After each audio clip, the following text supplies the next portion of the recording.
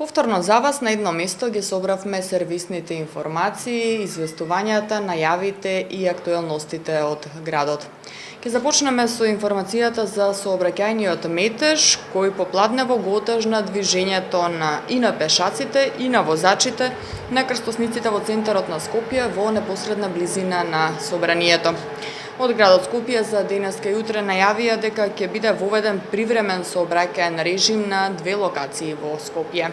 Поради асфалтирање на улицата Димитрија Чуповски, на потегот од крстосницата со булеварот ВМРО до крстосницата со булеварот Свети Климент Охридски, од утринава па до 7 часот утре ќе бидат затворени за сообраќај 3 коловозни ленти.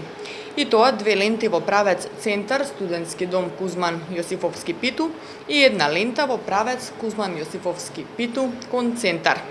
Утре пак со почеток во 7 часот наутро до 7 часот на 9 јуни ќе бидат затворени 3 коловозни ленти на улицата Димитрија Чуповски. И тоа 2 ленти во правец Студентски дом Кузман Јосифовски Питу Центар и една лента во правец Центар Студентски дом Кузман Јосифовски Питу. Посебен сообраќајен режим во сообраќајот се воведува и од 18 до 23 часот поради одржување на меѓународниот фудбалски надпревар Македонија-Полска на арената Тодор Проески. Периодично пренасочување на сообраќајот ќе има и на булеварот Илинден, улицата Минта Трети и улицата Наум Нумовски Борче. Министерството за внатрешни работи апелира до граѓаните да ги почитуваат наредбите од полициските службеници. Конфедерацијата на слободни синдикати за утре попладне најавува протест пред владата, барајки исполнување на нивните барања за усогласување на платите во јавниот сектор, согласно покачувањето на минималната плата и исплатата на К15 во јавниот сектор. Од Конфедерацијата на слободни синдикати се и против трансферот на вработените од јавниот во приватниот сектор. Протестот е закажан за во 16 часот, бидејќи, како што велат од КСС, утрешниот ден е прогласен за работен ден. На плоштадот Македонија денеска се одржа модна парада насловена "Горда сум што сум своја", каде жени во костуми за капање со гордост го покажаа своето тело, без разлика на нивната големина, висина, кожа и сите недостатоци. Парадата беше организирана со цел жените да ги отстранат сите предрасуди и да живеат сакајки и прифаќајки го нивното тело токму такво какво што е. Како што наведоа организаторите, парадата организирана со цел соблекување на сите видови на предрасуди.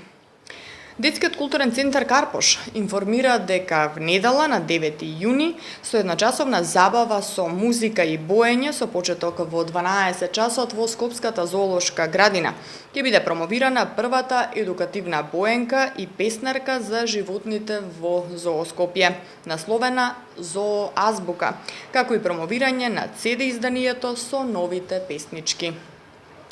Скопската зоолошка градина исто така се поднови и со нови жители. Лавицата Акети од зоолошката во Берлин е новиот жител на Скопската зоолошка градина. 12-годишната лавица пристигна во Скопје и веќе се прилагодува на животот во Скопската зоолошка. За неколку месеци друштво ќе ја правати лавот кој треба да пристигне од Софија. Во Скопје пристигнаа и 4 ему птици бебиња, кои од вработените ги добија имињата Теди, Ким, Бланка и Вили. Ему птицата потекнува од Австралија и е втора птица по големина во светот веднаш по нојот. 4 ему ќе живеат во живелиштето на кенгурите или реон во зоолошката познат како Австралија. Што се однесува до временската прогноза, денеска имавме сончево и топло време со мала до умерена облачност. Сончево и значително потопло со мала до умерена облачност ќе имаме и за време на викендот со температури кои ќе се искачат над 30 степен.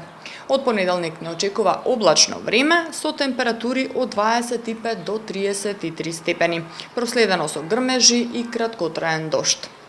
И последната вест е од Министерството за труд и социјална политика, од каде информираат согласно законот за празници, петок, 14 јуни, ден пред Духовден, е неработен ден за граѓаните од православна вероисповед.